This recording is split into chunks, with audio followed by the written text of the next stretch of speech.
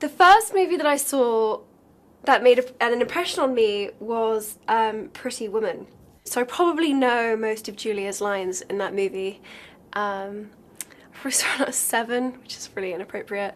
I had played a swallow in The Prince and the Swallow. I played an angry cook in Alice in Wonderland. I played a witch in Arthur the Early Years. That was my whole acting career before I got the role as Hermione in Harry Potter. So I was 9. I loved learning my lines. I was completely obsessive and I would do it over and over and over again.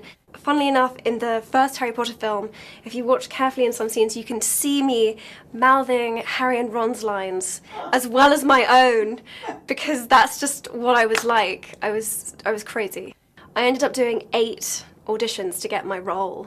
I auditioned with maybe 3 or 4 different sets of Harrys. I would just literally sit by the telephone and wait to get a phone call, and sometimes it would be weeks. I learned my lesson then that if you're waiting for something to come, it never comes. The phone call always came when I was out of the house, always. And they called me into the producer David Heyman's very pristine white office. He said, we just wanted to tell you that you are the preferred candidate for the role of Hermione. And I remember thinking, what does preferred candidate mean? Within about half an hour, they'd taken a photograph of Dan, Rupert and I, which was then broadcast on the internet of the 3 of us had been cast. We moved straight into a hotel. There were press outside our house. It was this crazy whirlwind, something from a movie. Whether I'd been cast as Hermione or not, I was always a very serious child. I remember being 13 and girls being like, Felicity is gonna kiss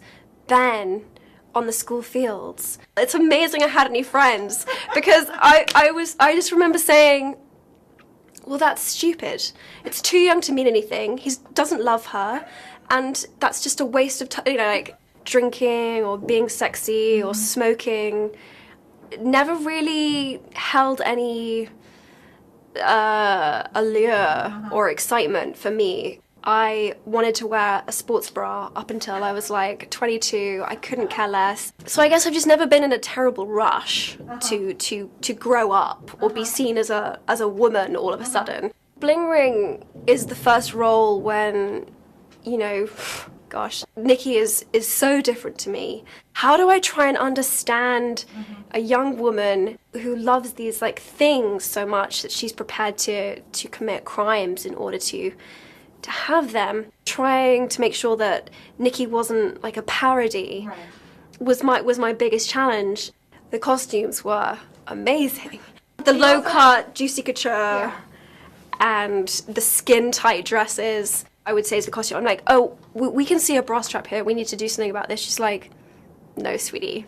Nikki's all about the bra strap showing. I'm like, right, okay, different mindset, okay. What did I keep? I don't know. Things that I feel will be the most iconic of Nikki will be her tramp stamp. And I can't really keep the tramp stamp. It was a lotus flower, kind of like a Buddhist symbol just above her butt crack. It was great, really classy.